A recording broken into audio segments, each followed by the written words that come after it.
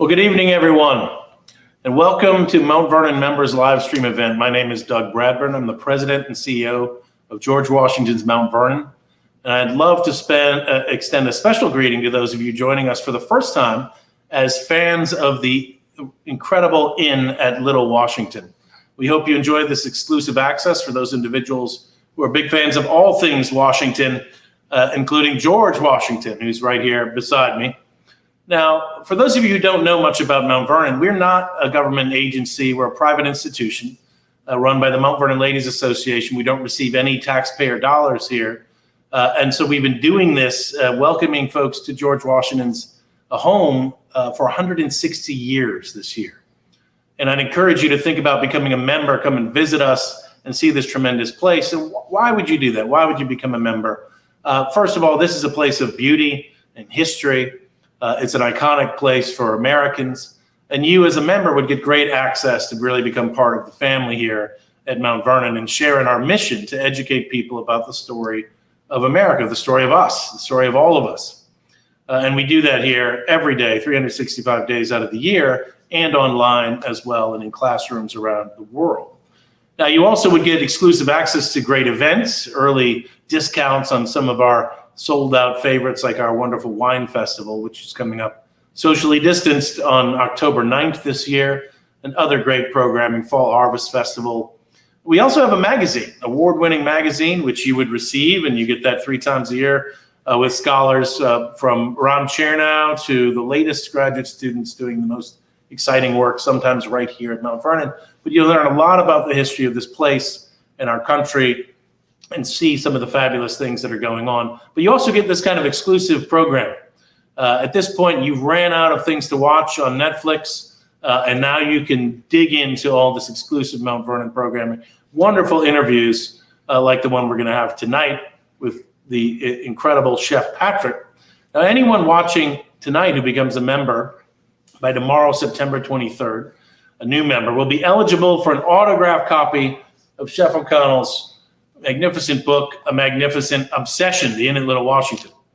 And here you see a wonderful copy of that book with a foreword by none other than Martha Stewart, who I actually toured around Mount Vernon. And there you go. There's my claim to fame. Now, please follow the link on your screen to sign up for membership, and one winner will be randomly selected. And anyone else who would like a signed special copy of the chef's 3 different titles can purchase them from the Mount Vernon shops. So we have a lot of great programming coming up, and I do want to mention one that's quite timely. This Thursday night, we're going to have our annual Founding Debates event with an all-star lineup of Dr. Ashish Jha, Dr. Elizabeth Fenn, John Barry, who wrote the book The Great Influenza, and the Atlantic's Dr. James Hamblin, who will moderate the talk about pandemics throughout American history. You do not want to miss a lively and important conversation. Well, let's turn our attention now to the main event tonight. We're really pleased and lucky to have with us the legendary chef Patrick O'Connell, known as the Pope of American cuisine, joining us. Self-taught, he has pioneered and perfected refined regional American cuisine in the Virginia countryside for over 40 years. The Inn at Little Washington has been awarded the Michelin Guide's highest accolade of 3 stars, reserved for the world's most exceptional cuisine. What a tremendous journey it has been. The restaurant and inn sit atop every list you can imagine. Forbes Travel Guide 5 stars, AAA 5 diamonds, the Wine Spectator Grand Award. In 2019, the James Beard Foundation awarded Chef O'Connell its Lifetime Achievement Award. Now, he would say he's not done living this life, so how can he have a Lifetime Achievement Award? But that's how renowned he is. And President Trump presented him with the National Humanities Medal at the White House, proclaiming him one of the greatest chefs of our time. Now, we can't be more excited to get a chance to talk with him tonight and all that he's achieved in hospitality industry, as well as how he's turned Little Washington into a world-class destination while lovingly restoring it as well. He shares our passion for preservation. I'm delighted to welcome Chef Patrick O'Connell. Chef, we're so thrilled that you're here with us tonight. I'm thrilled to be with you, Doug. Thank you for that glowing introduction. We're always honored and delighted in any association we can arrange with Mount Vernon. We have fond memories of our 40th anniversary taking place there, a spectacular, beautiful party that you helped with enormously. Well, it was a beautiful evening and a tremendous achievement for you to pull that party off, which itself, in addition to 40 years. But one of the things that I remember when I think of that party was not only all the wonderful people and the incredible food, but the outfits, Patrick. You changed outfits like 3 times that evening. It's my old theater background. Ordinarily, I only wear my uniform day in and day out, year in and year out. So when I have a chance, might as well change 3 times. It was remarkable. And I remember the dress code was something like Garden Whimsy. And it was just fabulous to see everybody shining, and a great night. So let me ask you first off about Little Washington. You know, here you are as a young man learning to become a chef. What drew you to Little Washington as a place to try to create a tremendous restaurant? Well, I started coming through the town as a kid. I can remember at 6 years old, my parents would drive us out into the country. Gas must have been very cheap and there was no traffic. So you could drive out here and on into Shenandoah National Park. So we did that every spring and every fall. They had their honeymoon over the mountain in a little town, Luray, where the caverns are, and there's an old hotel there. And we would drive through Little Washington, sometimes getting gas at the building we now occupy, which was an Amoco station, over the mountain to Luray, and we'd have this wonderful Sunday dinner in this incredibly elegant place in the middle of a very rustic kind of old town. I loved the juxtaposition of the unexpected and the surprise at the end of the road. And of course, the food was pretty fun too. Lamb chops with mint jelly and finger bowls. Imagine an 8-year-old with a finger bowl. Yeah, that's tremendous. And so, I mean, where did the bug for historic preservation come from then? Well, I often say that I find any kind of ugliness to be a blight that I try to erase. And on the way out in the car, I would play my secret game that I never told anyone about, the finger game. And by lifting one finger, I could erase anything along the highway that I thought was ugly. And if I thought it was okay or possibly had potential to be fixed up, I dropped my finger and let it remain. And of course, imagine the Catholic guilt where you erased trailer parks and people's houses, and you had to be haunted by what might happen if the children skipped home from school and their house was gone. Yeah, I had to justify that I was acting on the behalf of the greater good by eliminating this. I would return it into virgin forest. So now I have to think, did I ever erase Little Washington in my fantasy? But I never made the association until I was out in one of our fields and we were working on a project, and I lifted my finger up in the air thinking that I was blotting out something. And I thought, oh my God, this is what I did when I was. It came back to you. So this memory. Still playing it, although now in reality. So one of the houses we have some visuals of was the least attractive house in the town. And I would have to walk by it, and it pained me to walk by it. So I said, let's buy it and fix it up. So we didn't have any idea what we would do with it. This is in its heyday when it looked actually good. And so this was one of the more challenging transformations. And we worked with a famous architect, Alan Greenberg, on it, surprisingly. And we turned it into what is now our presidential cottage. That's it today. Beautiful. Oh, look at that. Well, that's a spectacular transformation. Yeah. But as you can see, if you look closely, it's still not totally symmetrical. And it looks old because they faked symmetry so often in the old days. They didn't try to achieve it perfectly if they couldn't. But we judge all these restorations by asking ourselves, does it look like you didn't do anything? It was always there in that manner. Yeah, so, to bring up the spirit of the place. That's really lovely. Well, you kind of transform something. I find there's a great parallel with cooking and transforming these old properties that kind of, just as garden ingredients will sort of tell you what they want to be or what they want to turn into, these old houses will give you clues all the time about their secret wishes, and they all have delusions of grandeur. Well, that says as much about the artist as it does about the object of the art. It reminds me of, Michelangelo would always say that, the sculpture is just inside the stone and he's just freeing it, he's just taking the stone off to get that sculpture out. It's so true. It's partly why I like living in a house for a little while. A Japanese gardener once said, when you're creating a garden, don't do anything for 1 year, but sit in the space, let the space speak to you and give you clues as to how to move. But so often we're in such a wild hurry today, we go in and splat and, put our ego all over something. Well, and true gardening takes so long for for it to come to fruition. You're planning it out before the stuff is grown, and you're planning for things to grow in for 5 years. And what I love about Mount Vernon is the gardens there, particularly the trees, give anyone who loves trees or wants to plant trees a sense of what they might look like in 200 years. Exactly. Seriously, everything I'm planting now, I'm thinking about how it'll look in 250 years. Well, that's, I know, a theme of yours is the relationship between our two institutions of Mount Vernon and the Inn at Little Washington. What are some of the connections that strike you? That's our vegetable garden at the moment, I think, on the screen. Well, Mount Vernon has provided an incredible inspiration for us here. I love the idea of creating your own world and self-sufficiency, to create your own miniature world within a world where everything is beautiful.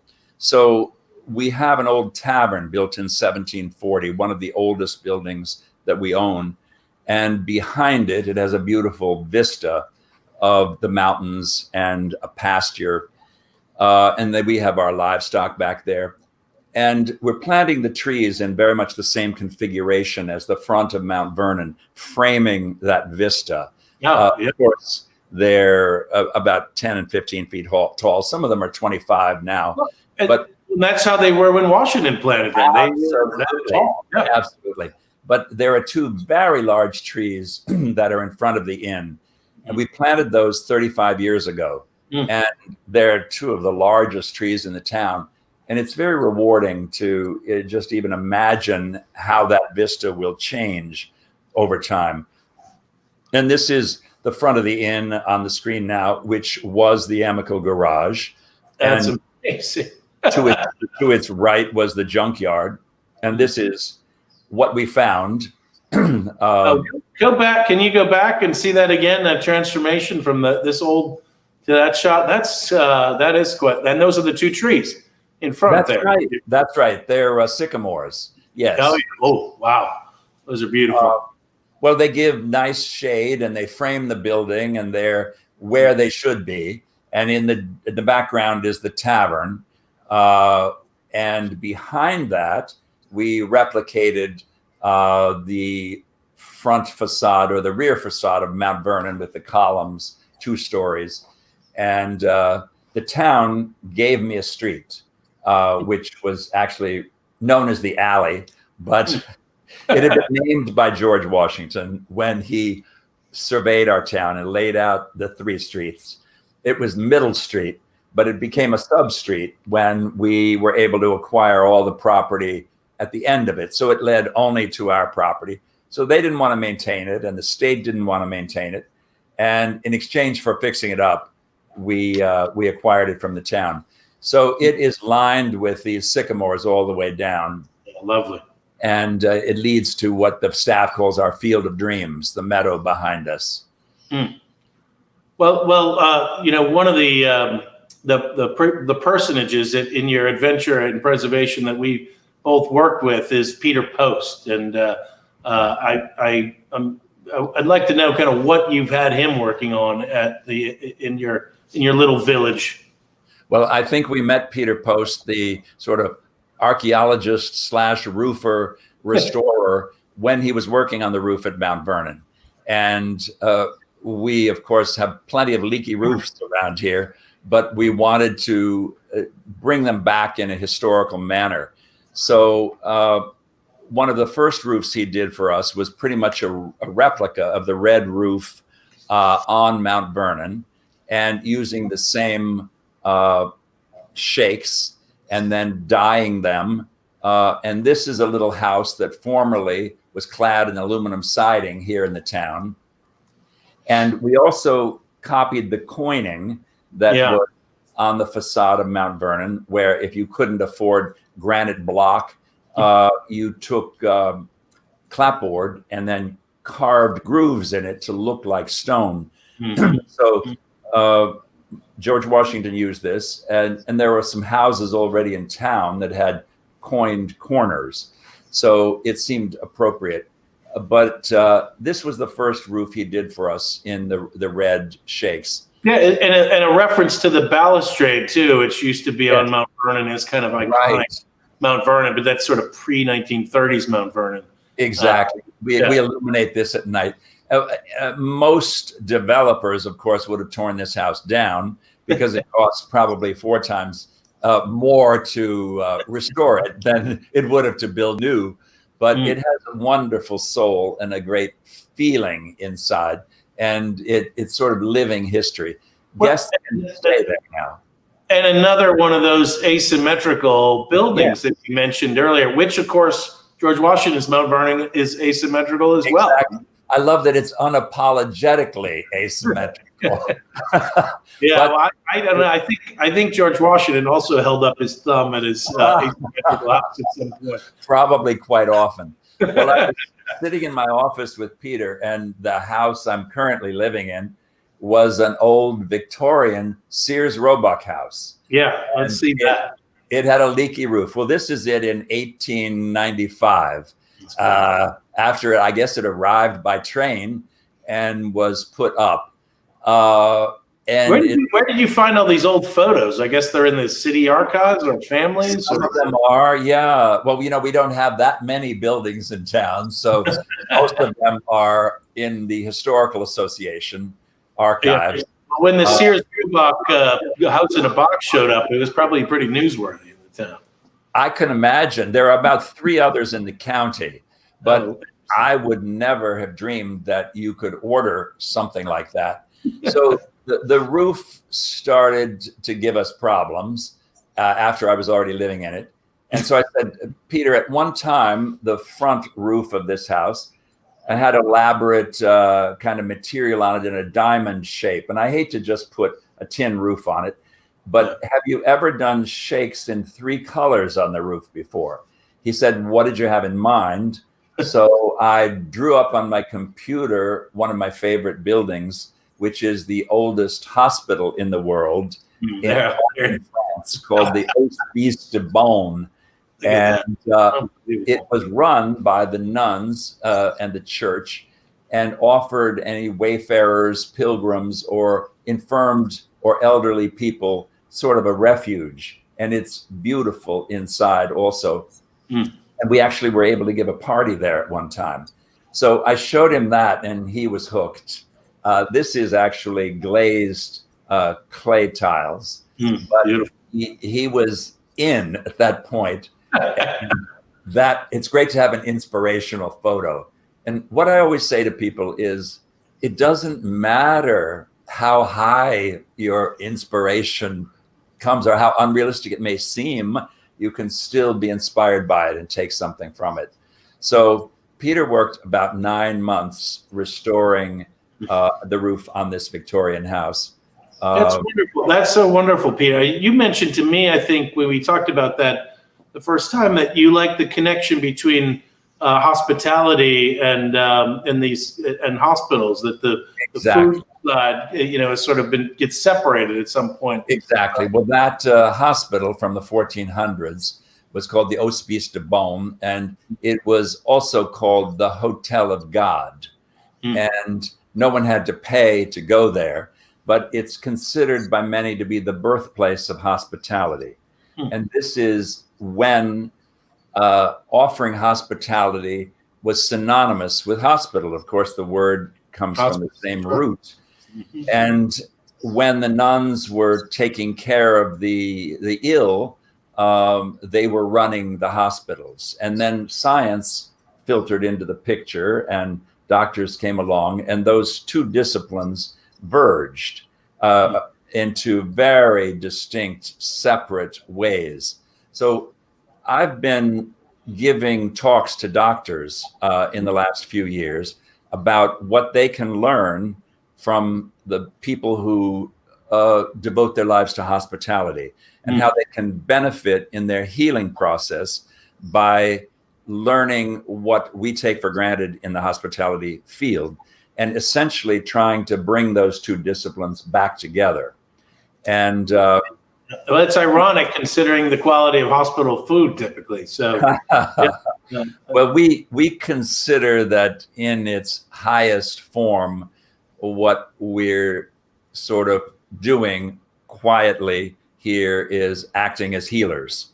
And there was a woman in to dinner last night with a minister, and out of the blue, she said, "You know what you're really doing here? You're ministering." And it was a new way of putting it, particularly during COVID, when we're offering people a kind of sanctuary, an escape, a kind of safe zone, a kind of timeout from those harsh realities, where they're in the country with plenty of fresh air and having a sense of luxury that is becoming more and more scarce. No, it's a tremendous gift that you're able to provide for people right now, I think, and it gives new meaning to your being called the Pope of American cuisine as well. Well, we've never felt so appreciated as we do right now during this period. Every night we're seeing guests who haven't been outside their houses for 3 months, and it's kind of like opening the Magic Kingdom for them. One guest said it's a kind of Disney World for adults. It's well, and I mentioned for you, I mean, in the misery of this whole shutdown and all that, and the first glimmer of hope I saw was an article about you reopening and showing off the mannequins that you had, that you populated your restaurant with to help and enforce social distancing, but also make sure people felt like they were with other people. Well, we had to find a way to people the dining room and still allow distance between tables. And we never dreamed this would work as brilliantly as it has. And we had help from Signature Theater, who brought out costumes. The young lady in the rear of the picture is actually a real life human being pretending to be a mannequin. That's my assistant. And we just decided to play with the idea a bit. But so do these mannequins have personalities and different they have stories, they have personalities. The guests request to sit next to certain ones. One bride wanted certain mannequins at her wedding to fill in between the spaces. And we've had them for months now, but there isn't a single night I don't step out into the dining room and think they're real.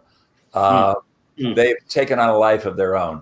It's really fantastic. And I guess you're going to have to, after all this COVID mess is over, you're going to have to keep some of them around, I imagine. Well, I always wanted them standing on the balconies of the town waving, welcoming guests. All right, so we haven't exhausted, however, the restoration angle. So let's go back to that a little bit. So what has been your most challenging renovation, Patrick? Well, they're all incredibly challenging. And out here, things seem to take 4 times as long as they would anywhere else. But they each have a kind of built-in challenge, and that you have a moment where you think you might be going in the wrong direction, or you might have gone too far, or whatever, and then you just hold on to your vision. And in the end, it always works. So with the house we're in at this moment with Peter Post, we have a shot of it completed. And I think no one ever dreamed that it would evolve that far without going over the edge and becoming too much. But the inn itself is definitely the biggest challenge, taking an Amoco station and transforming it into what is intended to look like a wonderful English country house. And to have turned what was the grease pit into our living room, and then to have added a kitchen while we were open every day onto the rear of it. But the challenge, that's one of the things I was going to ask you, those before and after pictures, the Amoco. Yeah. Well, so how long did it take to go from one phase to the other, I guess? With the inn, it's been really under construction for 40 years.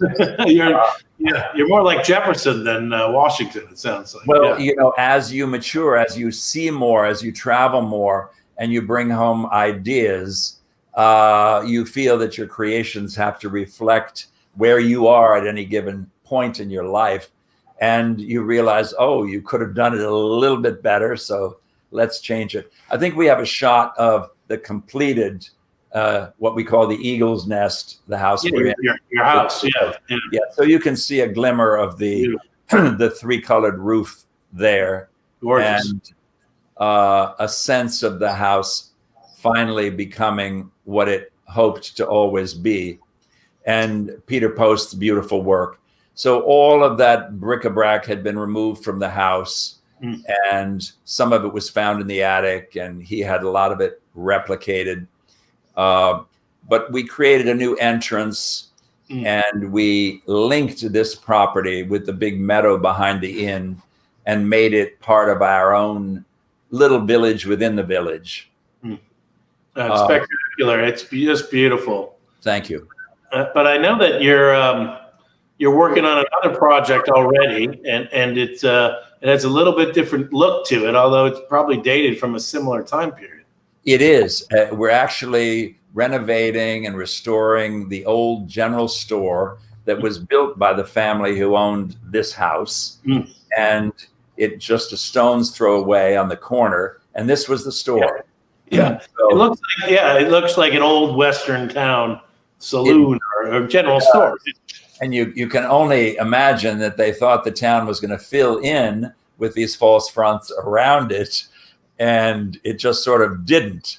It took a pause. But we really feel that that's that deserving of being brought back as a functioning general store. And we're really excited about running it as such. So you're going to run it as a little shop and store for people that come to town? Yeah. Oh, yeah. We'll sell cheeses and wines and hams. And fantastic. You're going to sell George Washington. Well, you can't sell our whiskey, but you can sell our grits out there. You can sell a George Washington. Why not? Why? It's a plan. It sounds like a plan. Just yesterday, the man whose father ran the store offered us the 2 original front doors that are, over 100 years old, and we're going to put those back on. So as we speak, it's being scraped and painted, and it'll have beautiful colors and a new life. But it'll essentially be the same looking store, right? Just sort of. Yes. And functioning in the same way, but offering something for our guests, offering something for visitors who are coming through the town, and especially for people who live here. This is more or less how we found it. And it had been occupied by our health department. And it was crying out. So I'm kind of like somebody who goes to the pound and looks at the cages and can't help themselves, and takes home these pets looking for home. I've become the same with old buildings. I'll drive through a town and I feel like a building is crying out, please help me. This is another building that was here in the town that was crying out, and it's directly opposite the inn.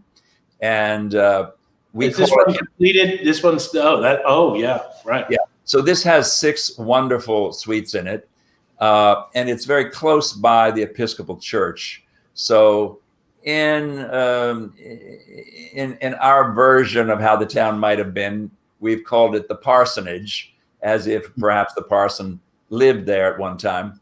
But we've created a kind of a town square sharing the space with the church so that guests can walk directly across from the front of the inn to access this building.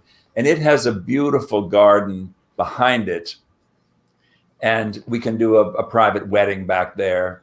So Patrick, you're kind of creating like, Plato's ideal town, essentially. You see it in these buildings and you bring it to life.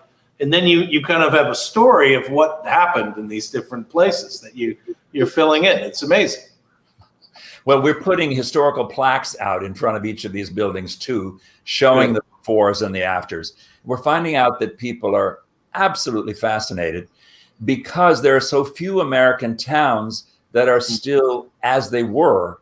Most of them have been corrupted by modernity and convenience stores and fast food and all of this. But this it's so small that by patiently, in self-defense, purchasing the properties that are contiguous, we've been able to preserve them.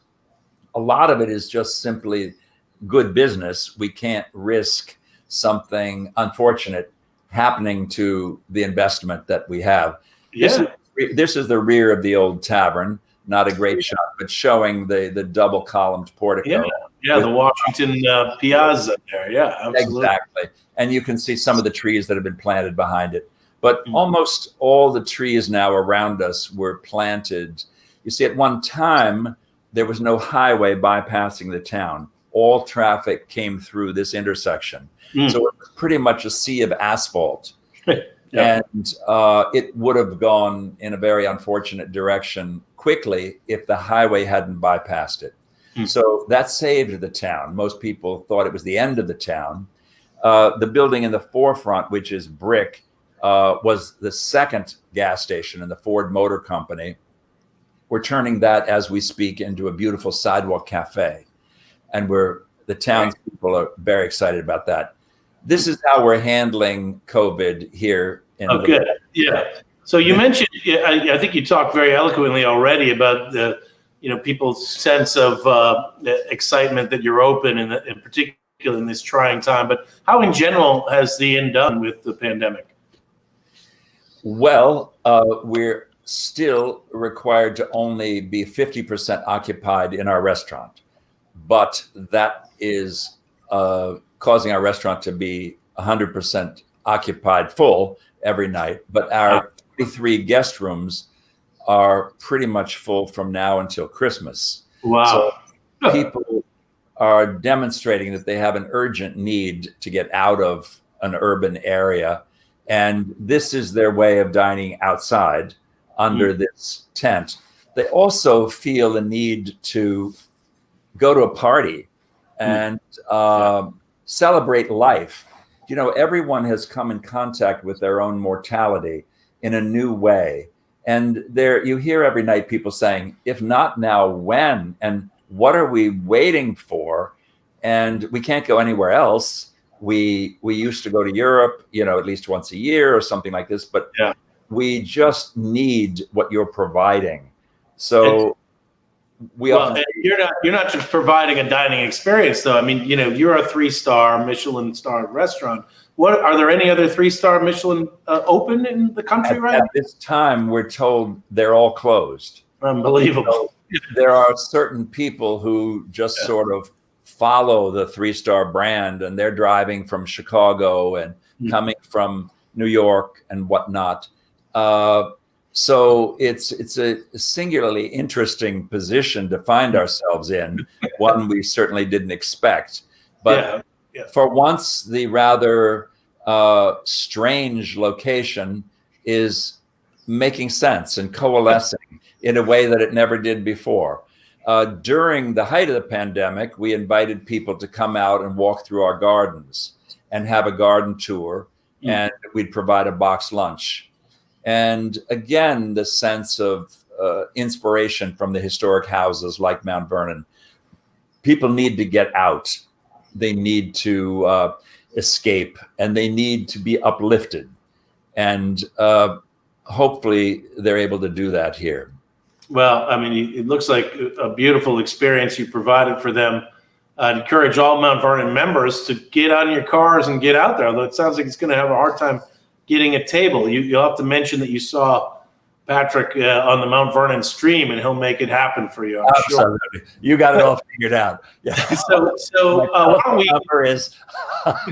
Well, and vice versa, all you in fans, when you head out there from Chicago, just continue on a little bit further, and you'll be at the font of the original George Washington here. Absolutely. Also well outside of any urban area. So now, why don't you, Patrick, why don't we finish up our portion of this conversation? You tell us a little bit about a new documentary on Amazon Prime. And I think we've got a shot of the of that here as well. Right. Well, before all this unfortunate situation with COVID took place, in honor of our 40th anniversary, a documentary crew came out and spent months with us, sort of living with us, creating a documentary. And we more or less had to surrender control to them and trust that we would not regret doing this. And people said, why would you let them in? Why would you pull back the curtain and let them follow you around and come into the kitchen? And I said, because I really believe that the more people know about the workings, the inner workings of a restaurant and what goes into it, the greater appreciation they'll have. And I paralleled going to a winery or a champagne house, seeing the time, the energy, the commitment, the passion that goes into creating a bottle of wine. Next time you go to a liquor store and they say, this is $125, you say, what a bargain. Yeah. It's absolutely right. I think, your passion comes through in this movie very powerfully, and your precision, your attention to detail, the excellence out there, and the beauty. I know that you're inspired by beauty, and that is such a part of the experience at the end of the Well, they brilliantly captured our event at Mount Vernon, and it was about a year ago. Oh no! What happened a year ago today? You were we were in Paris a year ago. We were in Paris together. You were talking about culinary diplomacy with Mount Vernon. We were at the embassy. That was a beautiful thing. Yeah, beautiful. But a year before that, we were celebrating your 40th on the beautiful East Lawn here. You had an incredible tent. You had decorated out. It was fabulous. Doing that, our goal was to have much more than a party, but was to bring George Washington's style of entertaining and his home to life. And that is so rewarding. You allow people to step into a time machine, go back, and when you can bring the food component into the equation, we raised the vegetables in George Washington's garden, and we had livestock, and we met with your wonderful historian, and we spent a great deal of time making it an authentic experience. And it's very rewarding to hear people still talk about what a great night that was. And we had fireworks over the Potomac. And then we enacted the parallel event in France at the greatest chateau ever built that inspired Louis XIV to build Versailles. So we had a fun year. Thank God we got it all celebrated at that time. Yeah, exactly. Well, this has been really enjoyable for me. I think we got some questions now from our viewing audience. They're going to pop up here momentarily. Molly Wood asks, Patrick, I love your taste. Which building was your favorite to restore? If you have children, I'd ask you, what is your favorite child? But you can't answer that. So, the great thing is I learned something from each building, from each structure. I very much a Francophile. I love Versailles, but here to do a log cabin and to do it in an authentic way, so it looks as if it's always been that way, just thrills me. So I'm not a fan of American Victorian generally, but when I did this house, I had a whole new appreciation for what they were trying to achieve. And I think reference points are so helpful. And I encourage cooks and architects and everybody to get as many reference points as you can. So I love studying palaces, castles, English country houses, and Versailles, because everything trickled down from those wonderful references. And Jefferson, of course, illustrates that with Monticello. What amazes me is that George Washington did not have a European experience, yet he's so influenced, clearly, by the architecture, the style of those great houses. So all the more remarkable that he could achieve that without having gone there. Yeah, and the landscape design as well. You know, that you mentioned Jefferson. And one thing that strikes me about what you're doing in Little Washington a little bit is, you know, Jefferson and his design of the lawn at the University of Virginia has the different pavilions that sort of tell the different architectural stories of, you know, Greek and Roman and different temples and the, you know, the different orders and tablature and all that. And it seems like you're kind of doing the same thing. You've got this Victorian thing, and you've got these colonial and Neo-Georgians, and it's a real mix of moments in time, but it's all authentic. But it kind of evokes you know, other places. It's really interesting that way. Yes. Well, you're attempting to move people through space and create this enfilade that goes on forever. Yeah. And that's hard to do. But I often say to people, you can even do it in a small backyard. And we do it a lot with mirrors. Smoke. Well, that's your Versailles right there. Yeah, for sure. So let's see what else we got. Another question. Michelle Weeks asks, Patrick, the inn is a wonderful and beautiful place. Thank you also so much for how you treat my son Joseph as he loves to come to work there each and every day. Oh, well, that's there you go, Joseph Weeks.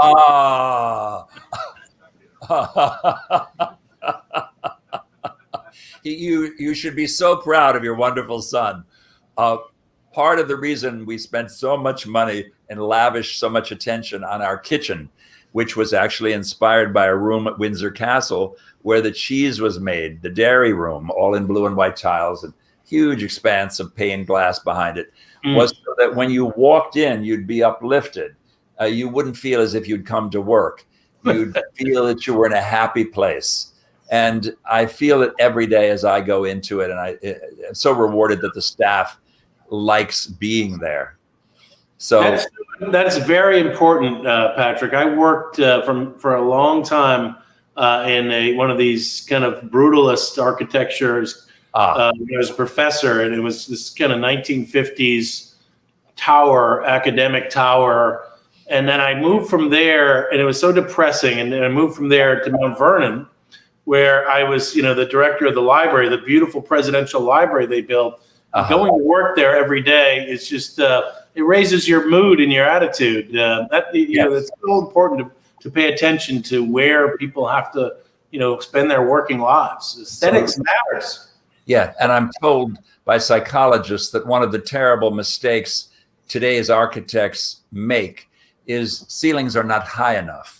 And a room needs to expand you, and you need a sense of being able to soar, especially if you're a tall person.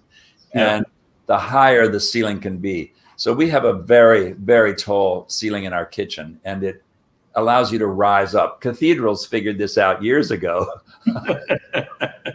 Exactly. All right, let's get another question here. Okay, Wallace L. Eddy says, Patrick, really enjoyed your book, A Magnificent Obsession. Will you talk a bit about your partnership with Joyce Conway Evans? Oh, thank you for bringing up Joyce. She turned 91 a few weeks ago. She lives in London, and I was worried whether or not she would have any food. And she explained to me that she no longer takes the bus to her studio every day because no one's riding the bus in London. She walks the 20 minutes over the bridge and goes to work. And she's working on some wonderful projects. She keeps herself busy. And one thing we're doing is a partnership with Fabergé, the wonderful company who's famous for their Fabergé eggs. And So they're based in London, and Joyce is now working with us on some doodles and ideas for Fabergé pendants that we'll be able to offer at the Inn at Little Washington. But Joyce was one of the greatest mentors and the greatest collaborators anyone could ever find. We call her the Inn's fairy godmother. She's been working with us for about 37 years, and we're now her only client. She was a stage and set designer, and she worked for a famous architect in London who was a good friend of Prince Charles, and he did all of the public rooms and the private apartments for the royal family. So she would do the interiors and do all of his renderings. But we worked with her about 15 years before she ever acknowledged that she did anything like that, because one doesn't speak about such things. So she lives in a different time zone, and she sees the world very differently. But as I do, she sees its potential and what its ultimate possibilities are. So she's pretty much responsible for the layered lushness and muchness of our interiors and the inn. But they also have a timeless sort of, you don't know when on earth that was created. So she loves things that are just on the edge of decay. Touring an ancient house with her once, I saw her over in the corner going, oh, oh. And I said, are you okay? And she said, look. And I said, the draperies, they're rotted. And I said, why do they have this net? She says, they're netted. And I said, they have a hairnet on them. And she said, isn't it marvelous? They were decaying. And it takes so many years for draperies to decay. They should be celebrated. So we learned from her that nothing should ever look new. So the day you finish something, it should look 80 years old. Lived in, yeah. Lived in. Established is her word. No, that's spectacular. I think she makes an appearance in that documentary. She does, and we got her at age 90 to come from London on the train and join us at Vaux-le-Vicomte, the palace in Paris to celebrate. And she was like a little child, and she said it added years to her life. Good, wonderful. So all right, let's see what else we got here lined up. Seth Turner asks, we are so excited about your upcoming projects in the town. The general store is already looking great. What is your design inspiration for the old post office / new cafe? Well, that's a good one and a challenging project it is, because that's kind of a bunker that was at one time the Ford Motor Company with the bay window. When I was a kid, that's where the newest car or truck was displayed. And it had gas pumps in front, and it was not pretty. So it's a very significant piece of architecture in the town. And we're now post office from being a Ford dealer display. Yeah, well, the Ford Motor Company went out of business. It used to be Merrill's Garage, and he retired. And someone bought the building and rented half of it to the post office and the other half to a small cafe, a doctor in the town. Then he sold us the building 35 years ago. And the tenants were in it. So we thought, well, if the tenants, we occupied the upstairs with our administrative offices. So we thought if the tenants are paying the mortgage, just let them stay. But they stayed and they stayed and they stayed. And the building became much in need of repair. So we have a wonderful plan to turn it into a stylish sidewalk cafe that, of course, looks like it's always been there. It almost feels like, instead of a garage, that perhaps it was an old train station after the renovation that we're going to do on it. But it'll have a big fireplace to sit around inside. And we're dealing with a French architect who's done most of the great restaurants in Paris. And he did great hotels, the Georges V, and beautiful properties. But he's also been working for 40 years, and this will be one of his wonderful swan songs. So It's it all a masterpiece. This Yeah. old post office. came to an abrupt halt when his company could no longer travel. He's based in Paris. But we're resuming it again in the next weeks. I mean, there's always money, Patrick, but I mean, how do you convince someone like that to take on a project like that? That's remarkable. I mean, obviously it's your personality, but I mean, what's intriguing to him about this after doing, all these incredible, grand hotels and things? He loves chefs, and he has a soft spot for restaurants. And he says he doesn't ever want to charge too much for a restaurant because he knows how hard it is to make a profit. Yeah. And what we find with interior designers and architects is very often when they do private residences, no one ever gets to see them except the people who live there and maybe friends they invite. When they do a public place like a restaurant, they can send all their prospective clients there and see what they've done. And it's a little showcase for their work. That's fascinating. Yeah, that makes a lot of sense. Okay, excellent. Who do we have next? That was a good answer for you, Seth. Okay, Peter A. Morrison. Question, Patrick, what was your biggest challenge in reaching your vision of Little Washington? I like how Peter prefaces his question with the word question and a colon. So that's very good. So what was your biggest challenge in reaching your vision for Little Washington, or have you reached it yet? No, that's the right answer.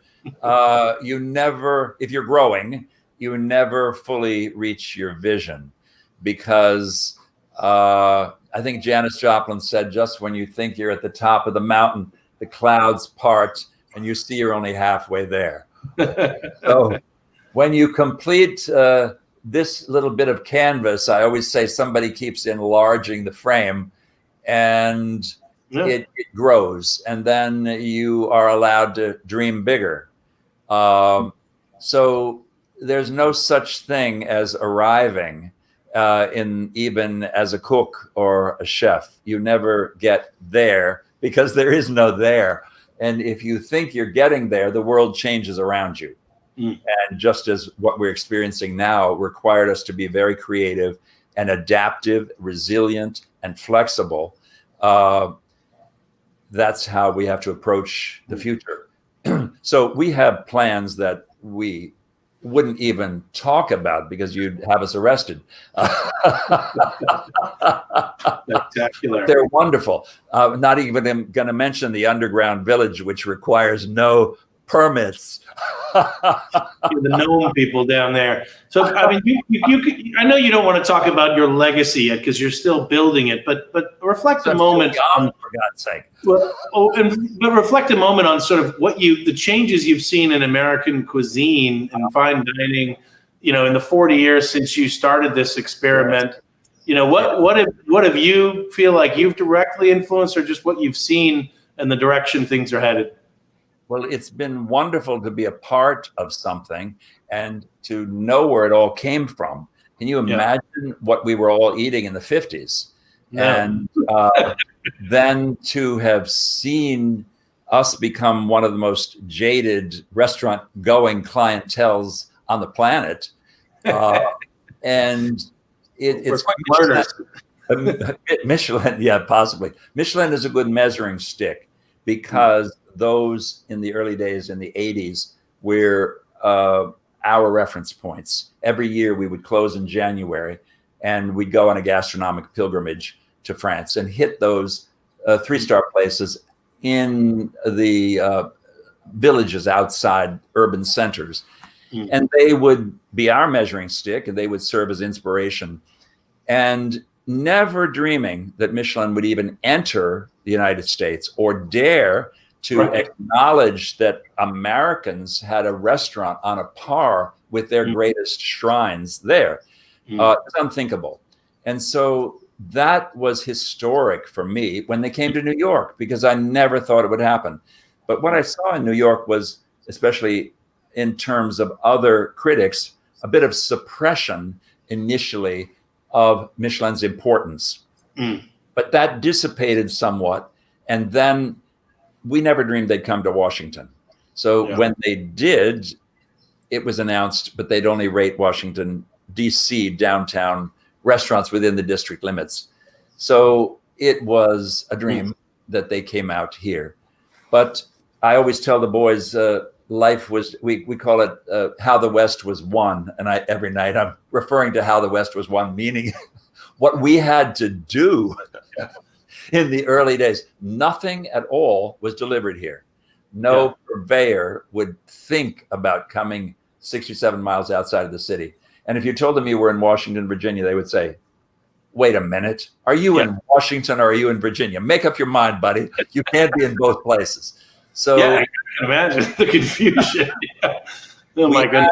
We had to, of necessity, create a network of people who could supply us out here. And it wasn't for the wrong reasons that we created this regional cuisine. It was survival and necessity. And now when young people enter the cooking world, they think it was always like this, that you could always go to the grocery store and find fresh tarragon or something. Yeah, exactly. None of that exists. No, ever.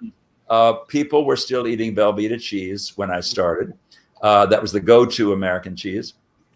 And I remember when brie entered our shores. And overnight. It had to be the 80s, right, Patrick? Yes, yeah. And Dijon mustard. The yuppie thing. Yeah, that's got to be a yuppie thing. Say, have you ever tasted Dijon mustard? You go, well, you have to try it. But when brie entered, it seemed like hostesses divided themselves into two camps. The really up-and-coming sophisticated who served brie and knew what that was, and those who were still back in the Velveeta cheeseball days. Yeah.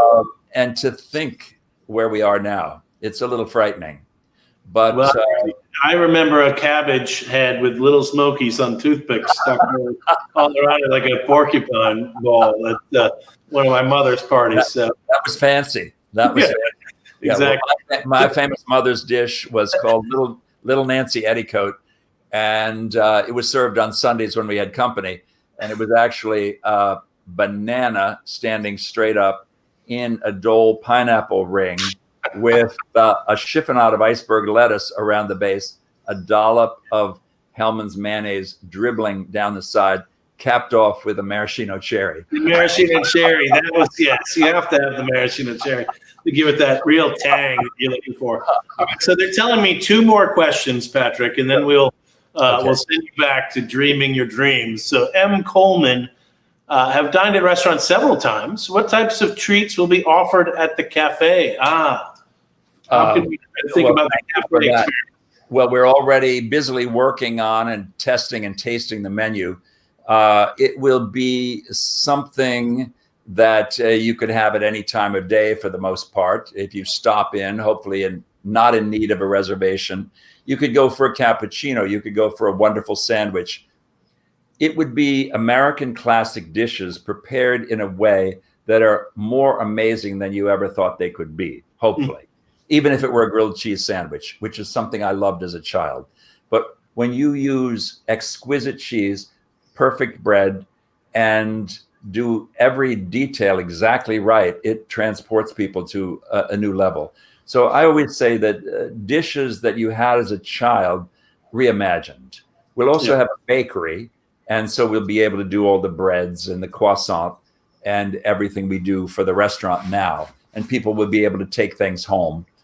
So it'll be the kind of bakery and cafe I would like to go to, because on Tuesday, our kitchen is closed.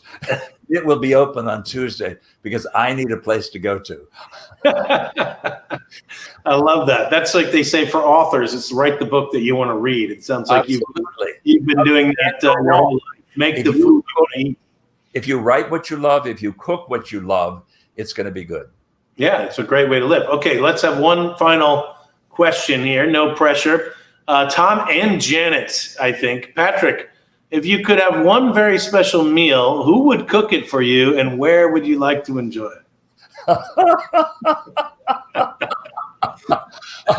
Well, someone did quite a beautiful book on chefs' last suppers, and you were supposed to recreate in your mind what your last supper would be. And mine was, if it were my last supper, I would just want, and it could be with whoever you wanted it to be with. So I would have tea with the Dalai Lama. And I wouldn't want to have the pressure of knowing what I was eating was my last supper. So I would only reflect during tea with the Dalai Lama all the magnificent meals I've had, and I would savor each one of them because I've had some beauties. But if I were imprisoned and going to be electrocuted, I'd probably do the same thing. Just let me dream. Yeah, that's right. Walk down memory lane from dish to dish. That's yeah. But tea is a great thing. You can have it at any time. It's reflective. A fortune cookie doesn't hurt either. Especially if it's your last night. That's right. That's right. I want to know what's coming. It might actually get it right. Well, Patrick, this has been really a great fun for me. Thank you so much for being available from Mount Vernon. You're inspiring all the time.